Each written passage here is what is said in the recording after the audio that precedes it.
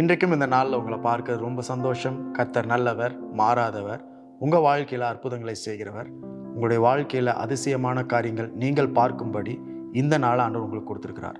இந்த நாளில் நீங்கள் எழுந்திருப்பதற்கு ஒரு நோக்கம் உண்டு. தேவனுடைய திட்டம் உங்கள் வாழ்க்கையில் செயல்படுத்துவதற்கு இன்றைக்கு ஜீவனை கொடுத்துருக்கிறார், கிருபைகளை கொடுத்துருக்கிறார், நன்மைகளை கொடுத்துருக்கிறார். ஆகவே இந்த நாள் உங்களுக்கு கிடைத்தது ஒரு பெரிய பாக்கியமாக கருதுங்கள். 2 நாளாகவும் 1ஆம் அதிகாரம் 12வது வசனத்தில் இப்படி படிக்கிறோம். ஞானமும் விவேகமும் தந்திருக்கிறதும் அல்லாமல் உனக்கு முன் இருந்த ராஜாக்களுக்காகிலும் உனக்கு பின் இருக்கும் ராஜாக்களுக்காகிலும் இல்லாத ஐஸ்வர்யத்தையும் சம்பத்தையும் கனத்தையும் உனக்கு தருவேன் என்றார். சாலமோன் என்ற ராஜா ஆண்டவரிடத்தில் கேட்ட காரியம் என்னவென்றால் ஞானம். ஆண்டவர் சொல்கிறார், நீ என்னிடத்துல எது வேணாலும் கேளு அப்படின்னு சொல்கிறார். அப்போ அந்த இடத்துல சாலமோன் கேட்ட ஒரே காரியம் என்னவென்றால் ஞானம்.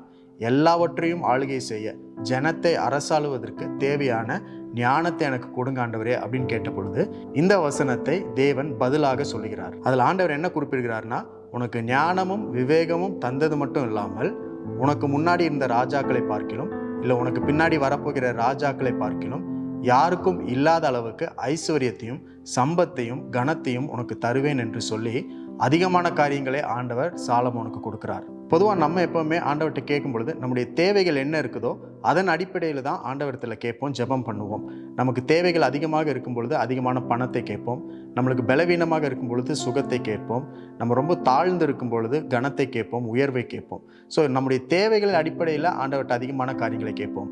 ஆனால் எப்பொழுதுமே நாம் தேவனிடத்தில் கேட்கும் பொழுது தேவனிடத்தில் என்ன இருக்கிறது, தேவனுக்குரிய காரியங்கள் என்னவோ அதை நாம் கேட்க வேண்டும். ஞானம் என்பது தேவனுக்குரிய தன்மை.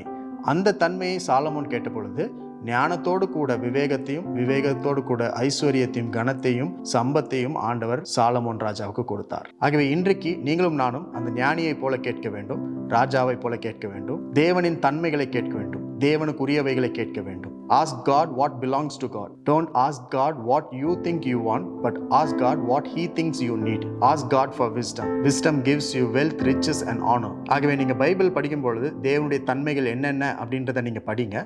அந்த தன்மைகள் உங்களுக்கு வேணும்னு சொல்லி கேளுங்க.